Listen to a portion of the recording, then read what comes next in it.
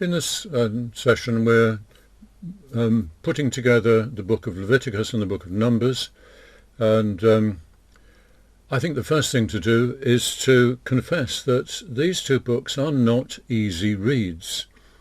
They're a repository of different sorts of material for which there was no room in the book of Exodus, but which needed to be put on record.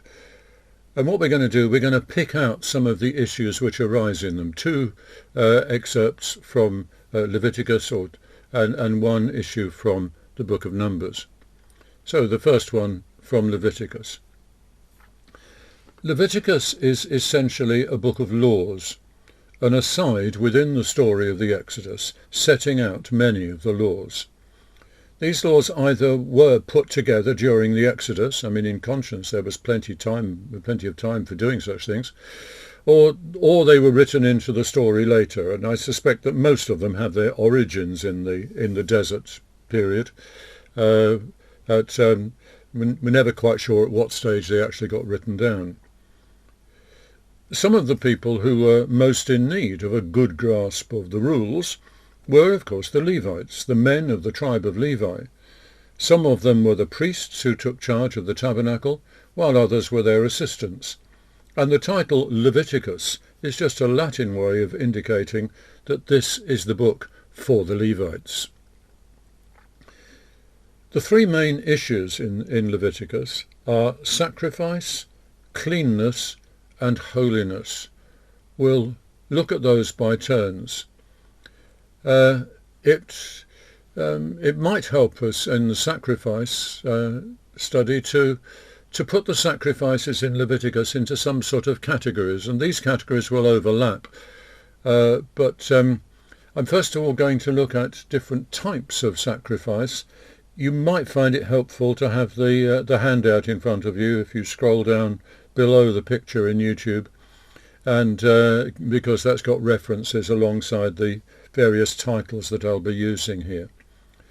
There are, first of all, some sacrifices which are openly propitiatory.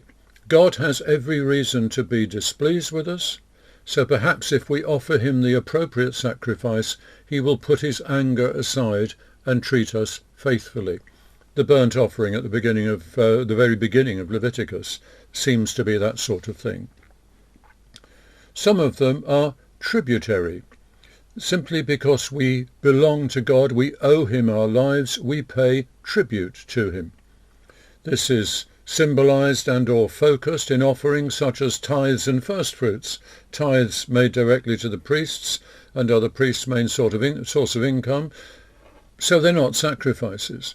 But firstfruits are. You can find stuff on it in Leviticus 23.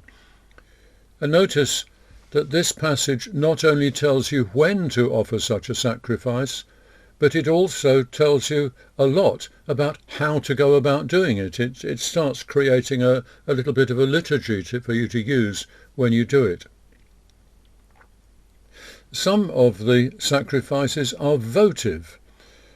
Sometimes they're associated with the making of a vow to the Lord, and Leviticus 22:21 gives you one of them, and Leviticus 27 also goes into the business of dedicating people, but it also talks about dedicating animals, houses and so forth to the Lord, and comparing their worth by giving each a monetary value, which you might find more amusing than helpful.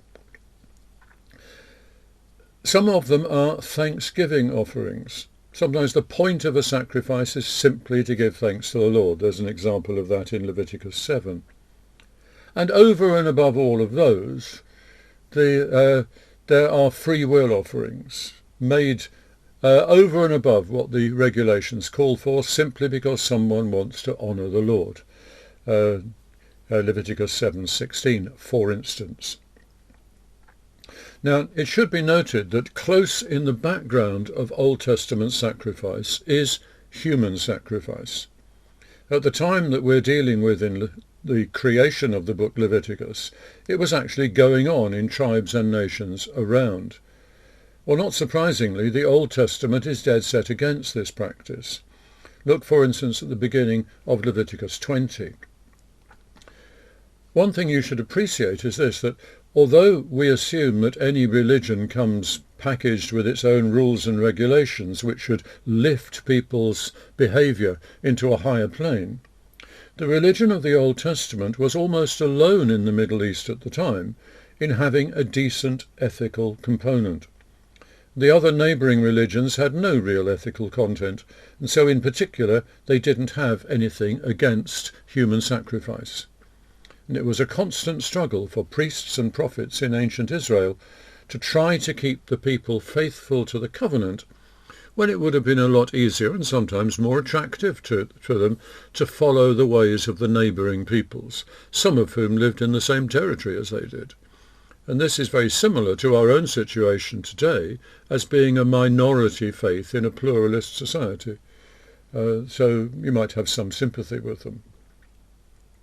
Well, those were the types of sacrifices. Let's look at it. This will overlap that list to some degree. The occasions when sacrifices might be made. There are, first of all, communion or fellowship offerings. It's been suggested that the origin of sacrifice lay in ceremonial meals which the people shared with God. Certainly the system we find in Leviticus does include sacrifices, the main purpose of which was that the people should have a meal together in the Lord's presence. Leviticus 7 verse 11, for instance.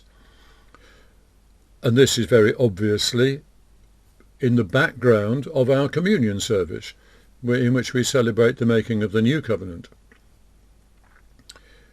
Then there are sin offerings. The belief was that when someone sinned, it put them in a state of alienation from God, even if that sin had been unintentional. And the situation was put right by the offering of sacrifices. Leviticus 4 gives you some examples of that. The sinner is to associate himself with the sacrifice, not just by bringing the animal, but also by laying his hands on the animal's head and by sprinkling the animal's blood in various ways. The actual offering of the animal on the altar is, of course, carried out by a priest. In verses 13 to 15 of Leviticus 4, this could even apply if the entire community is seen as having sinned. Or in chapter 16, the nation's need of forgiveness is also focused in the annual ceremony of atonement.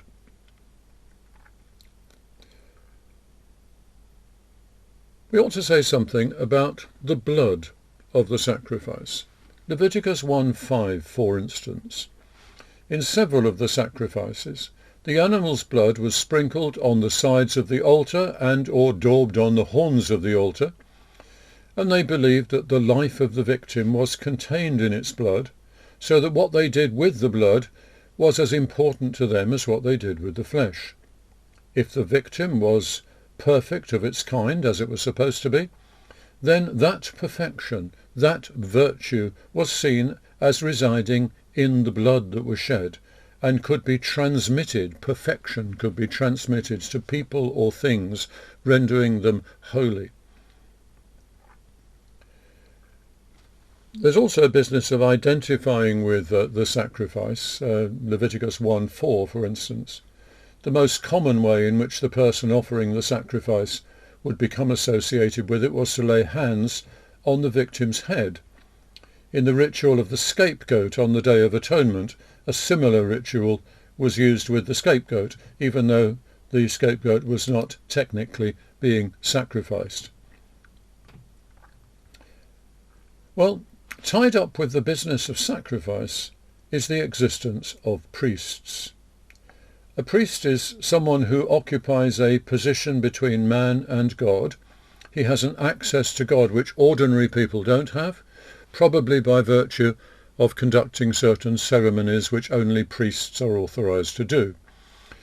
And the idea is that he can use his access to God to allow others to make contact with God through him, which they would not be able to do on their own. In the Old Testament, priests officiated especially in sacrifices on altars, Lay people might bring the grain or animals to be sacrificed, might even kill the animals themselves, but it was the priest who had to offer the sacrifice on the altar.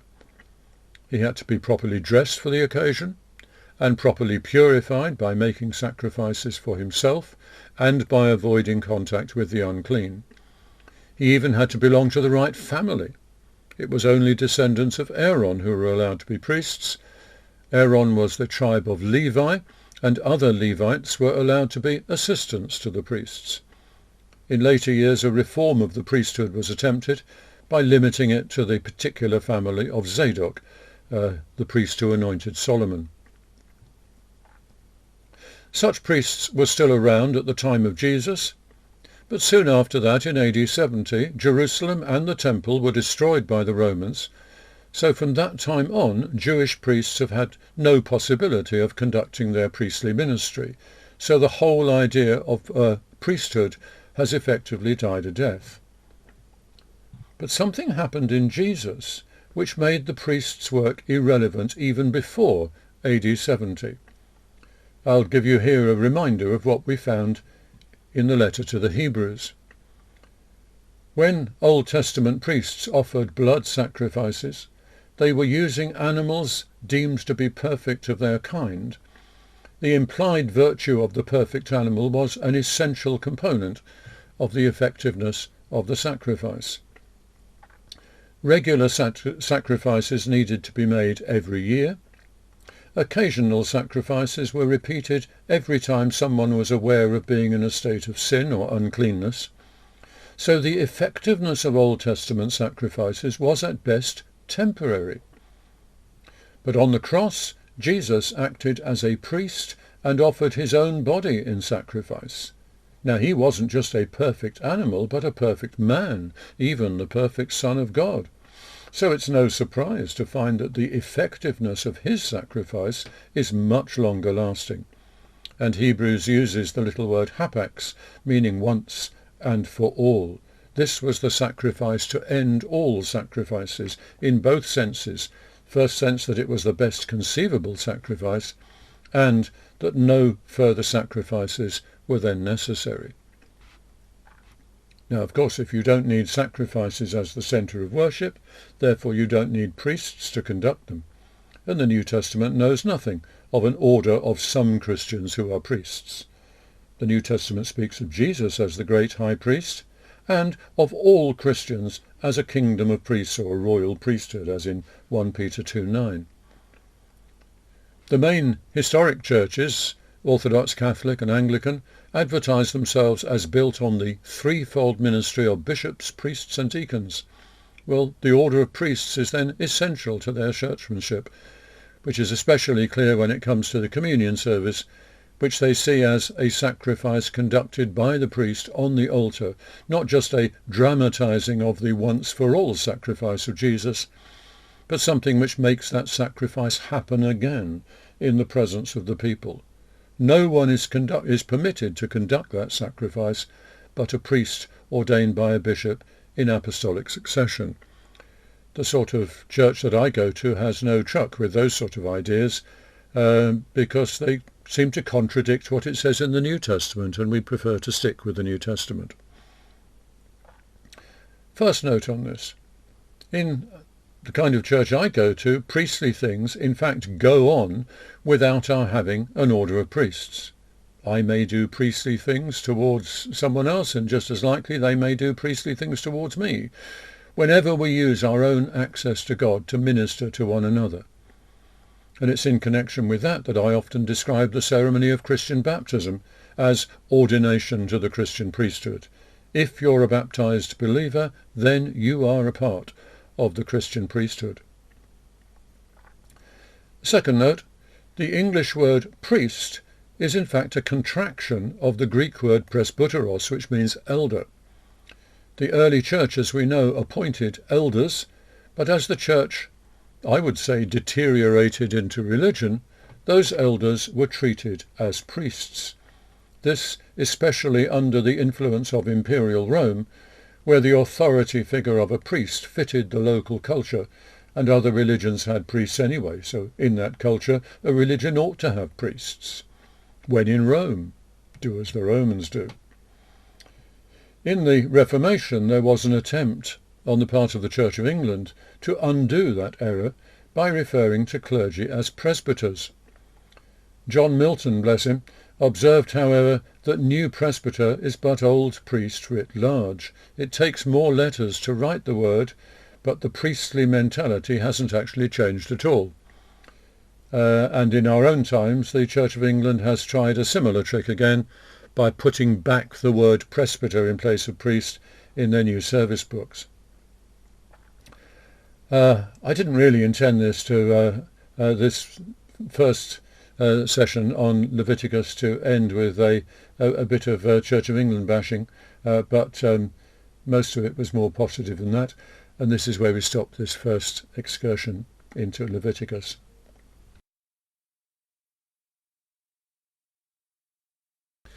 In our second foray into Leviticus, we're going to look at the two interlinked topics of cleanness and holiness.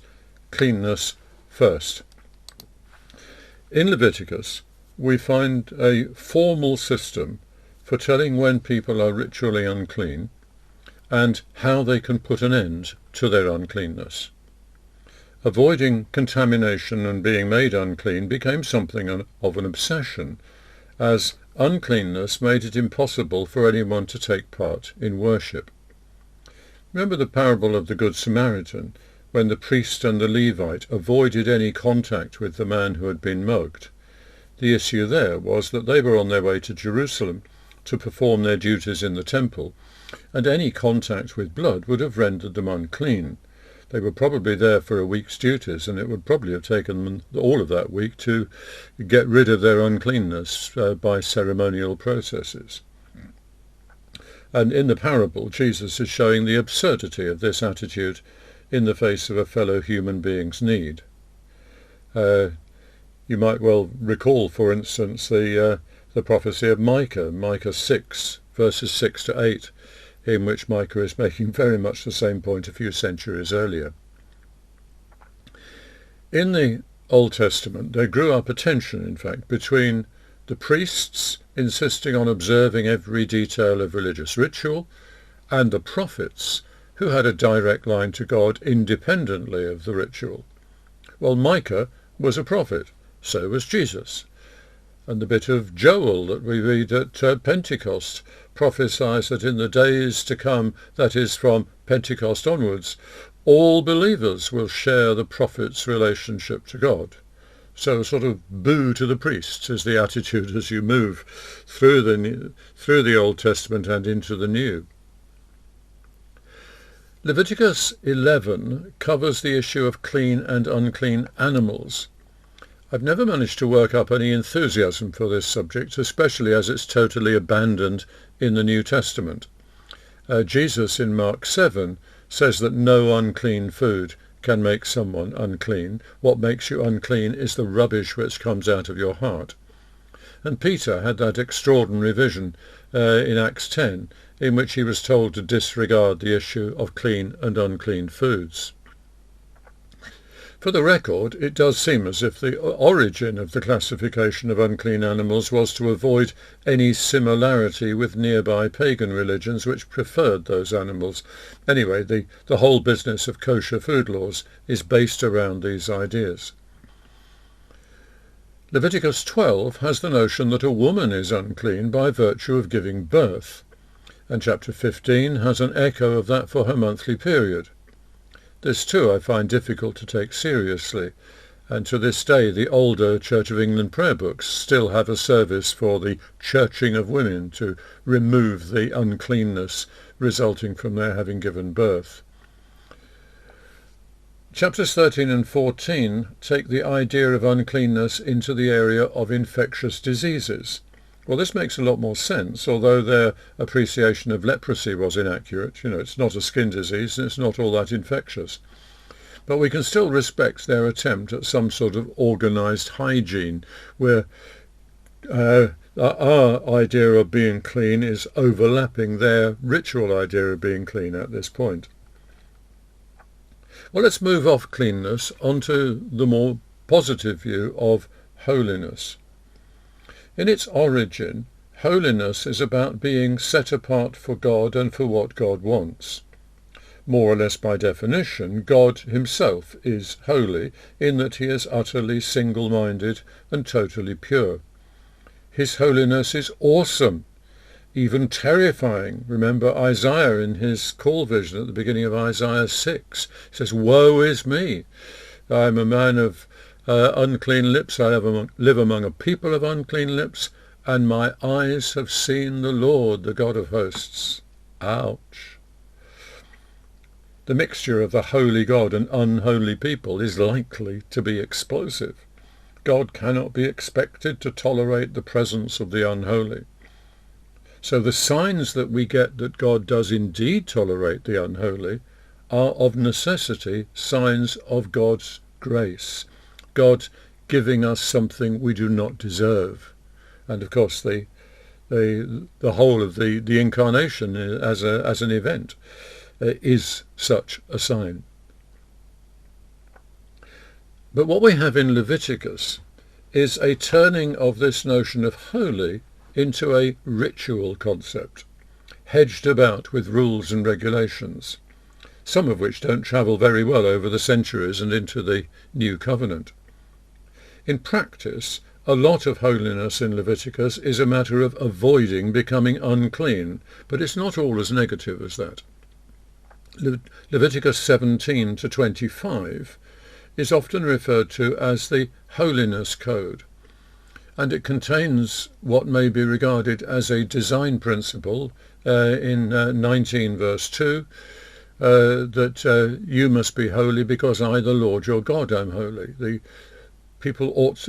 God's people ought to be like their God in the business of his holiness, his single-minded devotion to his purpose and to his purity. This principle is translated, or is it paraphrased, or is it paralleled by Jesus in the Sermon on the Mount, Matthew 5:48, you must be perfect because I, the Lord your God, am perfect. And you might recall that the notion of perfect as a translation of holiness is also picked up in that old hymn, Holy, Holy, Holy. The last line of one verse says, perfect in power, in love and purity. That is a way of saying in unritual kind of English what the word holy means. Leviticus 17 majors on the idea that eating blood renders you unclean. This was based on the ancient notion that the life of an animal resides in its blood, and that by eating its blood you are somehow violating the sanctity of that individual animal. You're taking into you that which properly belongs only to that animal. I can't see anything about this idea which needs to persist today. It certainly didn't deter Jesus from telling us to do something which symbolizes drinking his blood. Leviticus 18 tells you quite a lot of ways of getting unclean through sex. Well, quite a number of them we would respect today, although I suspect not all of them. Today, though, I presume that the idea of certain sexual actions being immoral or sinful has taken over from the notion that they make you unclean. There's a general warning in the beginning of chapter 18, which is repeated elsewhere in the Holiness Code, in that a warning that being the Lord's people means that you are different from other people, and that needs to show in the way that you live. In our situation, that's still true. We're a minority faith in this country at the moment, and we have to be very careful about our lifestyle and our ethical stance. And this is especially difficult for our children in school, facing the powerful peer group pressure which creates so much youth culture. Most of that peer pressure comes from people that we are not allowed to be like, and so that's a minority position that we're in. Leviticus 19 is much more positive, setting out various standards of behaviour which are fitting to the people of God. But chapter 20 goes back to getting it wrong. Various of the prohibitions here carry a blood-curdling death penalty. There's not a lot by way of evidence to suggest that many of these prohibitions frequently led to much use of the death penalty, but stoning for adultery is well attested. Although Jesus is on record as being uncomfortable with it, John 8, the first 11 verses, the woman taken in adultery. If you really want to find that sort of talk being taken literally these days, you need to go into a fundamentalist Islamic culture. They pick up a lot of this sort of thing from the Old Testament and take it very literally indeed. Another thing we'll pick out from the Holiness Code is chapter 21, which is insisting on high standards of purity for the priests. Although I don't expect we'll have much respect for verses 16 to 23, which ruled out men with any sort of deformity. Well, you read it. Luke 24, 19 to 22, I think, deserves to be read, if you'd like to read it. 24, 19 to 22. This is often referred to as the Lex Talionis. On the face of it, it's a good principle of justice. I mean, designed to see to that the punishment or revenge, which is the response to a crime, is not excessive, but is proportional to the crime.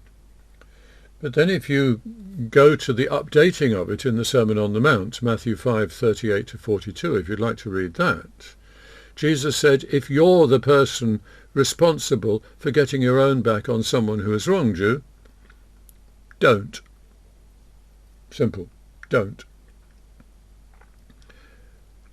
Through the history of the Church, there have been various holiness movements. In the Orthodox or Catholic contexts, these have often led to the formation of a new religious order, in which the members devote themselves to their ideals with much greater rigour than might be expected of the run-of-the-mill believer. Since the Reformation, though, holiness movements have more commonly occurred in newly formed churches. I think it's right to class the work of the Wesleys as a holiness movement. Certainly most Pentecostal churches deserve to be classed as holiness churches. We expect our members to mean what they say, do what they say, and be clearly devoted to the Lord. It's not enough just to turn up on a Sunday because we like what goes on in the services. Let's look at it as a general thing of how the sort of thing you find in Leviticus fares when we move into the context of the New Testament. What can we take with us? What can't we? I'll stick to the three headings that I've used in Leviticus just now. First of all, then, sacrifice. We've already seen that Jesus' sacrifice of himself on the cross was once and for all. It has done at a stroke everything that Old Testament sacrifices set out to do, and, one might say, more. So in order to deal with our own sin, no further sacrifice is necessary.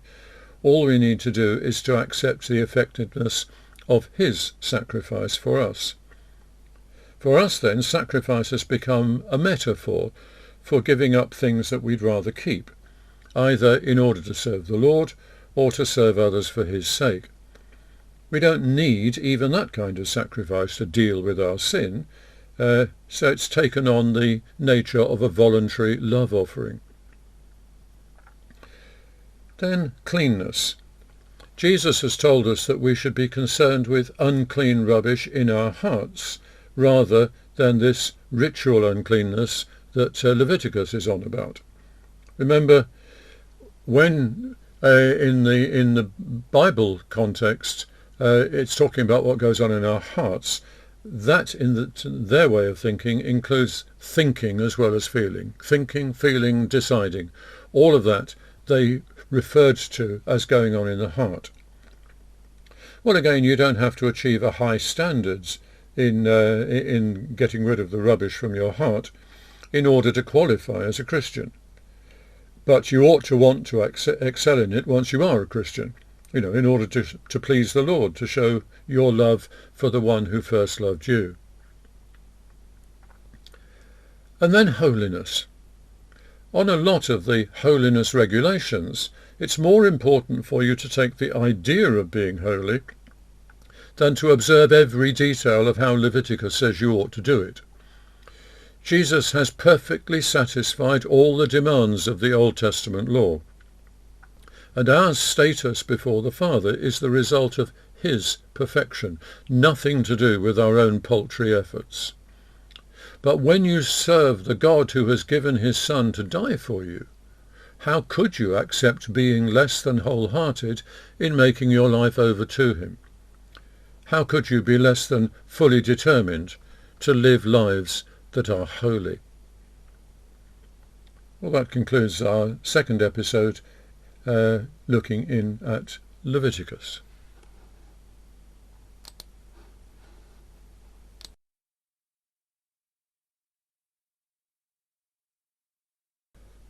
The third episode this week, we're going to look at the book of Numbers, but I thought, before we get into Numbers specifically, I thought this would be a good point, before we leave the first four books, to return to the question of how these books came to be written.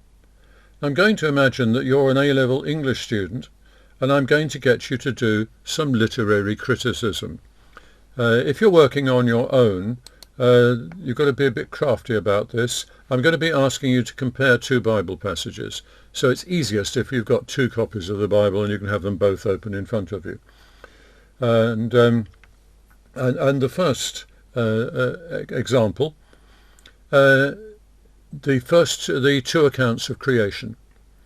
On the one hand, you've got Genesis 1 through to verse 3 in chapter 2.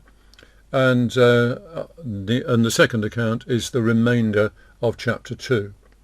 These are two rival accounts of the creation, and what I want you to do is to try to discern something of the personality of the writer of the first one, and then move into chapter 2 and do the same for that, taking seriously the possibility that the writer of the second chapter might be a different person than the writer of the first chapter. Do you notice any difference in personality? Do you notice any difference in vocabulary of the two writers? Or if you want another question to address, if either of these chapters was written by a committee, which one was it? Or another similarly sort of provocative question, if you invited one of the authors of these two chapters to dinner for an evening, which one would you like it to be? Let's try another example against the background of the first one you've done there. This one only requires one example in front of you, and it's Genesis 20 verses 1 to 17. And the question is, I hope that out of the first example you've got a sort of spectrum of take the two personalities you found there as the two limits, the two ends of the spectrum. Whereabouts in that spectrum would you fit the person who wrote this bit in chapter 20? And where would you place him in the vocabulary spectrum as well? And lastly, for the moment, go to Deuteronomy chapter 30, verses 11 to 20. What have you got to say about the style of this passage? What sort of person wrote it? Well, you remember that when we were talking about who wrote Genesis, I did say that there were probably several strands of tradition which came together in the final editing of the book as we know it. What I'm doing in this exercise is trying to get you to notice some of the more important of those strands. And the four most important ones are usually referred to as J, E, P and D. J, the Yahwist, it was a German who thought of these names, and they start the word Yahweh with a J. The J is the Yahwist. He's the author of the second account of creation, the chapter 2 one. He calls God Yahweh, the name that no Jew would pronounce in later years. They would replace it with the words the Lord. He's a warm character and a good storyteller. My guess is that he's the one you'd think you'd like to invite for dinner. Then there's E, the Elohist. He calls God Elohim, or God. He tells a good story, but it doesn't engage you quite like Jay's stories do. You don't get drawn into his heart like you do with Jay. And I would say that the passage from chapter 20 is down to him. Then P, the priestly source, is the work of priests, probably a committee, who try to get everything well organised, whether it's the regulations for rituals and behaviour, the records of who did what, or even their theological reflections on the creation of the world. And it's in their quest for tidiness they don't have the appeal of J or even of E. And I suspect that chapter 1 of Genesis is down to them. And then D, the Deuteronomist, a preacher or prophet, applying the same traditions as you find in the others, but addressed to his own generation. Genesis to Numbers shows the signs of having been put together mostly from 3 sources, J, E and P.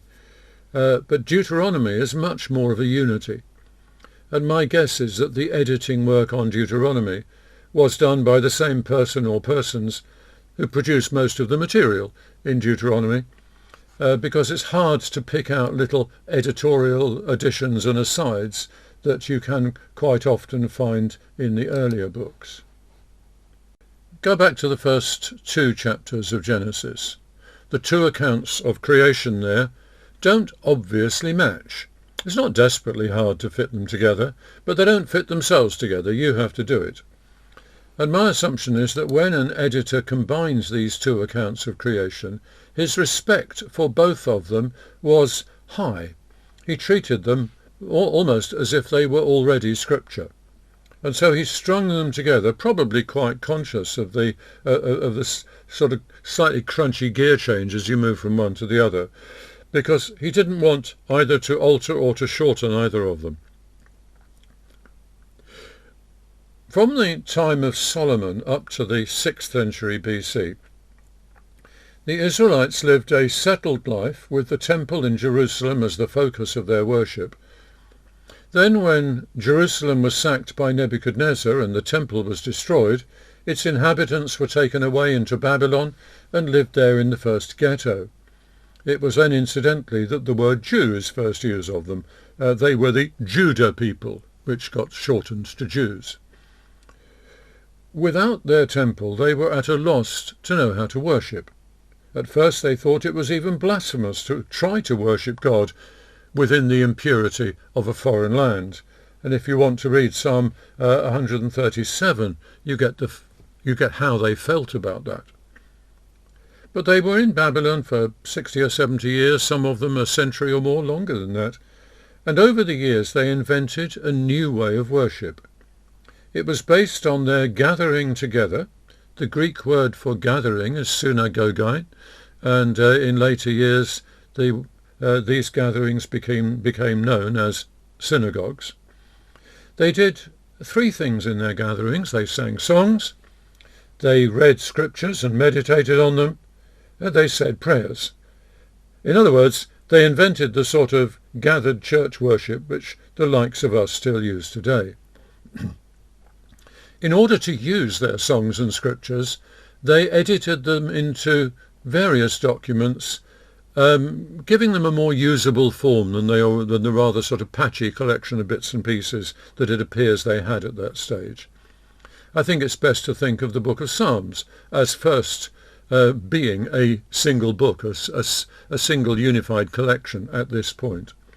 Almost certainly it was then that the different strands of Genesis to Deuteronomy were brought together into the present form and given the appearance of a 5-volume book. And the Jews refer to Genesis to Deuteronomy as the Torah, meaning law, and it still occupies pride of place in their scriptures and in their worship. Incidentally, when they got back to Jerusalem and rebuilt the temple, they kept their synagogue worship alongside the renewed old system. And when the temple was finally destroyed in AD 70, synagogue worship was therefore already in place and was able to take over again as the sole means of their gathered worship, as it remains today. Alongside that is the worship which goes on in their homes, especially around their dining tables.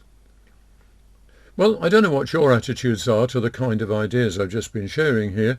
You might have a faith commitment to a simplistic Moses wrote the Torah view. Okay, God bless you. I don't want to stage a war of views, let alone see people unchurched by their view on this sort of thing. Instead, it would be helpful to focus not on who wrote these books, but on what strands of genuine historical tradition we can discern in them. And if that's really the question that you're asking, then most of what I've just said here can stand. But we're supposed to have moved on to the book of Numbers, so let's take a closer look at that book on its own, rather than as a part of the picture that we've just been looking at. The book of Numbers fills in details of the journeying through the desert on the way to the Promised Land. What of its content? Well, it's quite easy to get bored while reading Numbers because it starts with the results of a census, and there's another one before the book ends. In chapter 7 there's a similarly enthralling account of all the gifts brought for the dedication of the tabernacle, and these passages are the stuff of life to historical researchers and some preachers, but to the rest of us we might as well admit that they seem very much akin to reading the telephone directory, if you can remember what one of those is. There are other sections of rules and regulations which seem like an extension of Leviticus, and in them there may be the odd bit that grabs you, but it's by no means the most entertaining read. And obviously we're not reading it just for fun. It isn't all that productive usually for you're finding the Lord's word to you today. But in the middle of one of those sections, there's one golden nugget, if you'd like to read it now, Numbers 6, verses 22 to 27, the Aaronic blessing. I can't think of anything which makes this blessing in any way old-fashioned or out of date. I think we should use it today. For instance, I've always made a point of using it at baptisms. As someone joins the people of God, they get blessed with it. And I think that works beautifully. There is a section in the middle of the book of Numbers which makes a very substantial difference to the course of the Exodus. And we'll look at that in a little more detail. If you'd like to read the beginning of chapter 11, verses 1 to 4. So some of the people started objecting that their conditions in the desert were not as good as the slavery they'd left in Egypt. They thought they were getting a raw deal, and the Lord was unamused and put them to death. Well, curiously, that didn't settle the issue, because the grumbling continued. Next it was a complaint that in the desert there was no meat to eat. Remember that these are the people who had been miraculously fed with the manna which the Lord had sent them, and they now said that the manna was boring, and they wanted meat. This time the Lord didn't destroy them, but instead he sent them meat.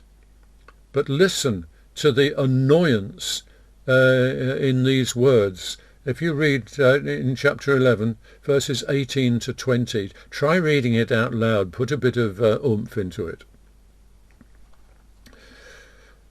Well, the grumbling continues, and it involves Aaron and Moses' sister Miriam. But the next bit I want to focus on is the exploration of Canaan, because the same attitude is still alive at that point. In Numbers 13, Moses sends a recce party of 12 men into Canaan. You might remember that 10 of them were bad and 2 were good. They all agreed that the land was indeed, as promised, a good and broad land, a land flowing with milk and honey. And they brought back some of the produce of the land to show Moses. But they disagreed on what to do about Canaan. The 10 said that the land was inhabited by a race of giants who were so fearsome that invasion of the land could not be undertaken. The other 2, Joshua and Caleb, assumed rather that the Lord had promised the land and would give it to them, so why hang about? Well, the people had a sort of rally or conference to discuss the report of the spies, and sadly the majority of the people agreed with the 10 and said that they'd be better going back to Egypt than trying to take Canaan. Now, remember, these were not just people who'd been on the receiving end of manna and quails. They had witnessed the power of the Lord in wrenching them from the hands of Pharaoh with that sequence of plagues. These were the very people who had walked across the Red Sea dry-shod and then turned around and seen Pharaoh's army drowned in the same stretch of sea. These were people who had seen the strength of the Lord's arm like no previous generation ever had, and yet they couldn't manage the faith, the hope, to look into the immediate future and assume that the Lord could and would continue to act among them in the same sort of way. This was the deepest possible sort of insult to the Lord. And I suspect that it's something like this that Jesus later referred to as the sin against the Holy Spirit, pushing God away in the most radical way. Well, to be honest, it made the Lord mad, and he decided to kill a lot of them, well, apart from Joshua and Caleb, and like he'd done through Noah, start again with new people. Probably time you read another bit if you move into chapter 14 and read verses 13 to 19, because here we get a delightful glimpse of Moses in a manner reminiscent of a Jewish market trader haggling for the right price. He haggled with the Lord and knocks the Lord down to a lesser punishment. I think it's delightful. The upshot of all this was that the Lord made sure that the 10 bad spies died of something fairly nasty quite quickly, and he also declared that the other people who had rebelled would be denied the privilege of entering the promised land. The Lord would still stick to his promise, but the people to benefit from it would be the children of those who'd done the grumbling, not the grumblers themselves. And the only exceptions were to be Joshua and Caleb. Even Moses was only allowed to set eyes on the promised land from a high vantage point before he died.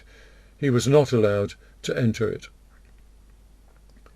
So it was that the Lord told Moses to lead the people back towards the Red Sea, not to cross back into Egypt, but to follow such a roundabout route that it would take a generation before they arrived in Canaan.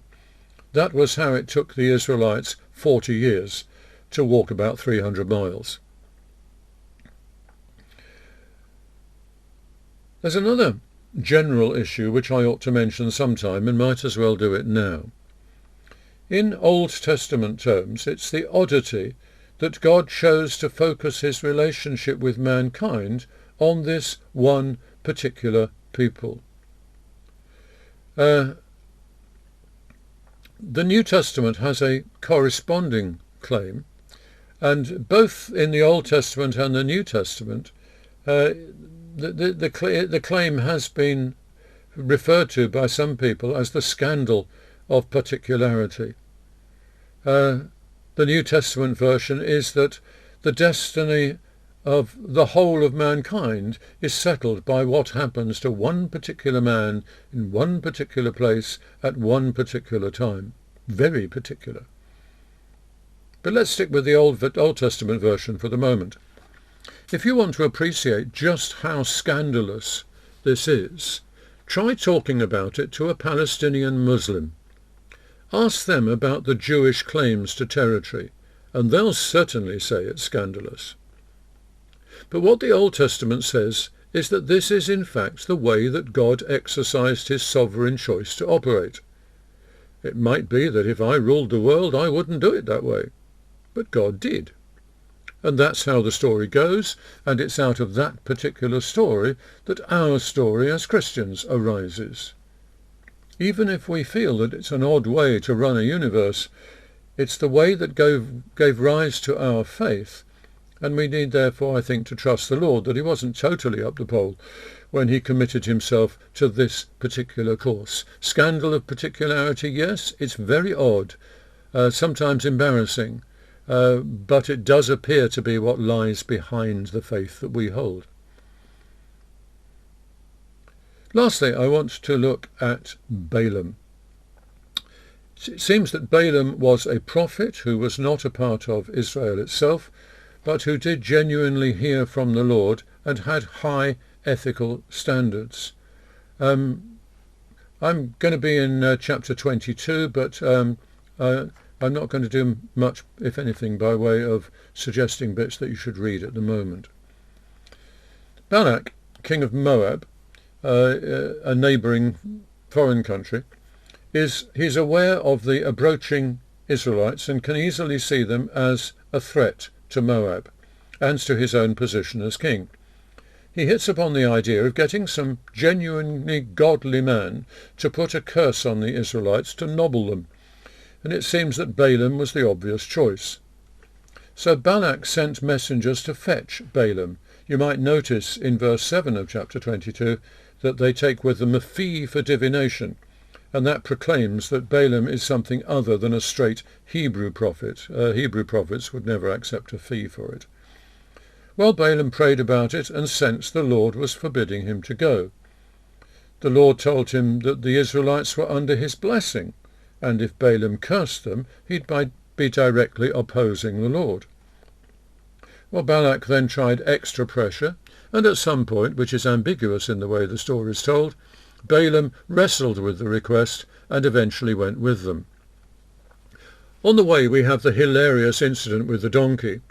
I think that animals often sense an alien presence more easily than we can, certainly dogs and cats can, so I'm not surprised to hear of a donkey doing it. So repeatedly the angel of the Lord blocks their way, the donkey stops, and Balaam just assumes that the donkey's being a donkey and needs to be beaten to get going again. And then there's a conversation with the donkey. I'm quite content to talk to a cat on occasions, and can even sometimes persuade myself that I can sense what the cat is saying in return. I suppose it could be that that's the sort of thing that happened here and got written up in the way that it is. We don't have to hang everything on the assumption that the donkey actually talked. And then Balaam woke up to the fact that the Lord was warning him. Go, but only say precisely what I tell you. Then 3 times Balak called on Balaam to bring a destructive word from the Lord against the Israelites, and 3 times Balaam declared the words which the Lord had given him, which were words of blessing on the Israelites. 3 times Balak was furious, and in the end Balak refused to hand over the payment he'd promised for Balaam's services. The section concludes with Balaam uttering oracles directly against the various surrounding nations, much like we find, shall we say, in Isaiah or Amos. And it seems that Balaam then managed to get away from Balak unscathed. There is, by the way, something odd about the way that Jewish tradition remembers Balaam. They don't compliment him at all, but they regard him as something of a disaster. I think that's most unfair. Some notes on that. When someone is able to pronounce the Lord's word, payment for their services is an embarrassing issue. The trouble is that he who pays the piper usually expects to call the tune. And that even takes you forward into our own day, into the difference between stipends and salaries. Most Christian ministers are not stipend. They don't have a contract of employment, but they are given as stipends to allow them to provide for their needs. Then someone who hears the Lord's word needs to operate on a high ethical plane. From him to whom much is given, much is required. Luke 12:48. And so Balaam illustrates that nicely. And then the oddity of a non-Hebrew being so clearly in touch with Israel's God that he can hear clearly what he's saying and pass it on.